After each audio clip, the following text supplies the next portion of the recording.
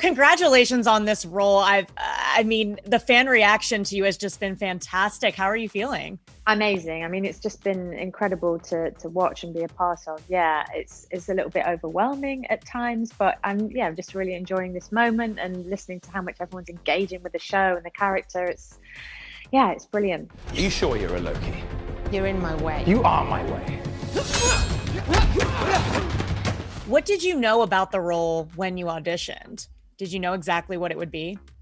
Nothing. I knew absolutely nothing. I didn't know what the show was. I didn't know about the role. I didn't know anything. There was a very short scene between two people, Bob and Sarah, I think it was, on a train. I mean, it ended up being the train scene between Loki and Sylvie, but I had no idea what I was auditioning for. Wow. So when did you find out that it was Marvel and Loki? So, I mean, they kind of told me that they liked what I did, and I'd worked with Kate before. So by that time, Kate was like, this is the show. This is what I've been working on. She told me a little bit more about it. And then I met with Tom on FaceTime. And then, when they offered me the job, Kate just told me the whole story and about the character and just gave me the whole pitch. So it wasn't until I'd been offered the job that I knew what it was.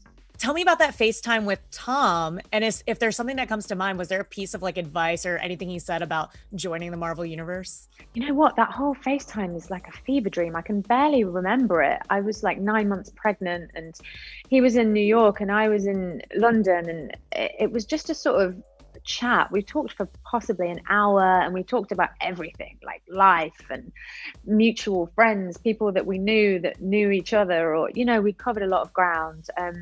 I hadn't been offered the job at that point, so there wasn't that much advice that he could give me. I mean, that came later, but he has given me a lot of advice since, and it's been super helpful. Just stuff about having fun with it and putting my stamp on it and making Sylvie my own, and not being afraid to sort of improvise and to sort of add on, and because Marvel and Disney are both really open to that and open to that way of working, which is great because I love all that stuff. Yeah, and Tom clearly has so much fun playing Loki. Sylvie's obviously a different character, but was there anything that you saw in Tom Hiddleston's portrayal that you infused into Sylvie at all? I think, like you say, watching Tom play Loki, you can tell how much fun he's having and how much he's enjoying the mischievousness of it and the chaotic nature of it. So I definitely tried to channel that in my own way and just really have fun with it and have fun with Sylvie's sort of cheekiness and her sarcasm and the mischief and the chaos, and just go with it. I definitely was inspired by that.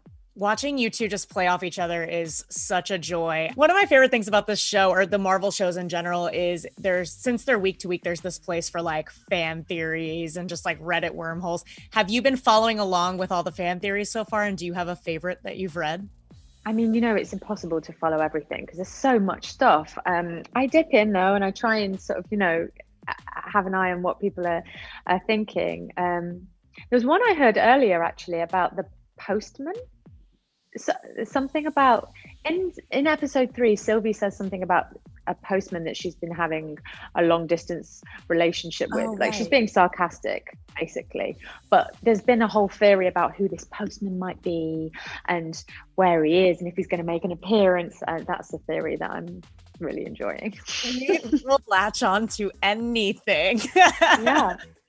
Well, in Marvel, we're so used to kind of directly pinning a character to its comic source and just going off of that. So how much fun have you had? You're kind of playing a new character that's maybe an amalgam of one or more characters. How much fun are you having with that? Oh, so much fun. It's great. It's nice to, be playing a new character with a new backstory. And, the series of Loki is definitely inspired by the comics, but the whole story is new. Everything is... a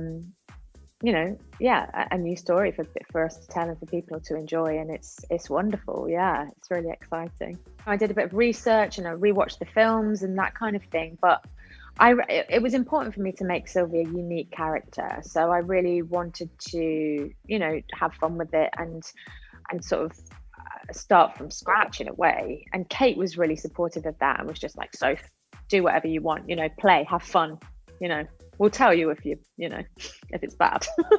That kind of thing. Or perhaps another prince. A bit of both. I suspect the same as you. Loki confirms he's bisexual in the series, and Sylvie seemingly confirms that as well. What did it mean to you to be a part of that moment? Because it was such a monumental moment in Marvel. Huge. It's hugely important for me and to so many people. And, representation is so powerful, and it's been a long time coming. And I'm very proud that I've been a part of finally, Loki coming out.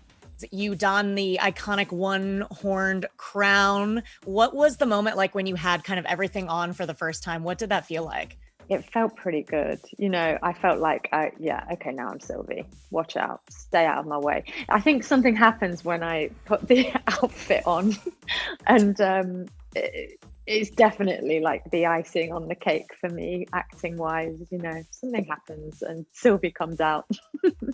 I love that. You're enchanting in this role, so it's all working. Thank you so much. So lovely to talk. Thanks, Ashley. That's nice. You too. Lovely to meet you. Thank you.